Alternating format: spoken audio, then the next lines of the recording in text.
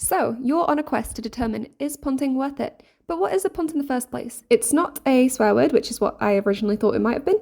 It's actually a traditional English boat that has remained a part of the culture of several places in England, and perhaps the most prominent of those is Cambridge.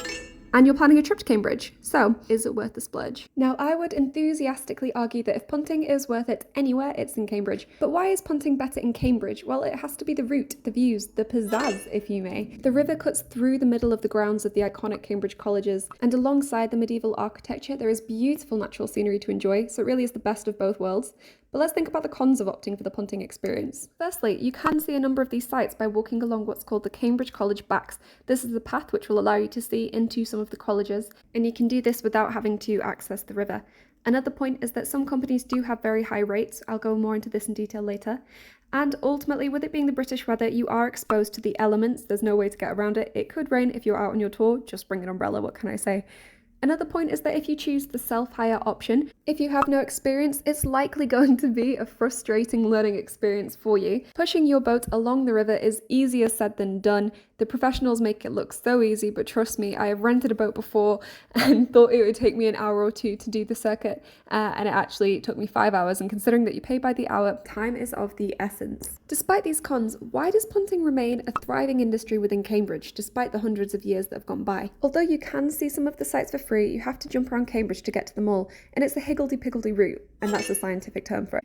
And you're not even guaranteed to access the colleges that you want to see. They all have their own rules on visitor entry, and for some of the most famous colleges like King's College, this isn't going to be free. So to guarantee exclusive views to the most iconic colleges, regardless of the day of the week, the punting tour is the easiest way to tick them all off your list, and it's a relaxing way to spend 50 minutes too. So once you've sat down on the boat, you can then go back to walking all over the city and trying to get access to any colleges that might let you in on the day.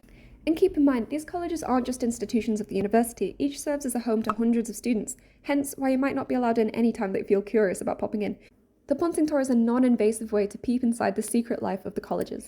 Now the next con, punting can be expensive, yes, but it can also be cheap. For instance, if you book the early bird tour for 12 people with Let's Go Punting, you can split that between all of you and get it for £8.25. That's not bad at all. But if, like me, you don't have 11 friends to go punting with you, then you can always opt for the shared tour for 2 people, and this would come to £12.50 per person.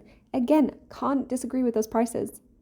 Now, of course, these prices do change based on a lot of different things. For instance, a Monday tour in February is going to be a lot cheaper than a Saturday tour in August. I mean, that's just common sense. When all is said and done, punting being expensive shouldn't be the one thing holding you back from going about the experience.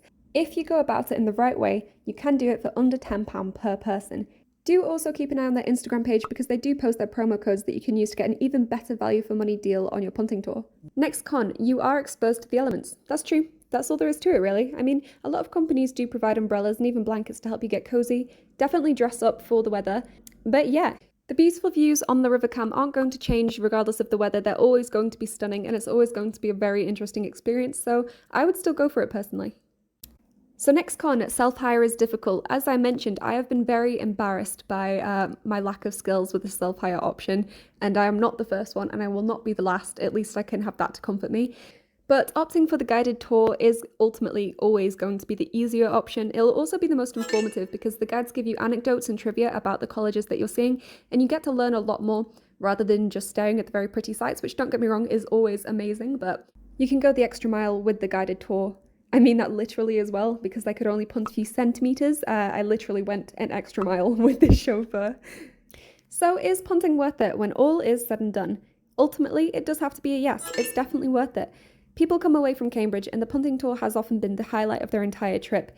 Not only is it a novel thing to do, it's historical, it's architecturally rich, it gets you out in nature, it's a great way to spend time with family, friends, as a couple on a romantic date, or as a solo adventurer. You really can't go wrong, to be honest. I do hope you're now confident about your plans for Cambridge, should you come anytime soon, or if you already have your trip in the diary. So definitely give punting a try and let us know your thoughts. Any questions, absolutely feel free to get in touch. That's all from us today. Until next time, bye bye.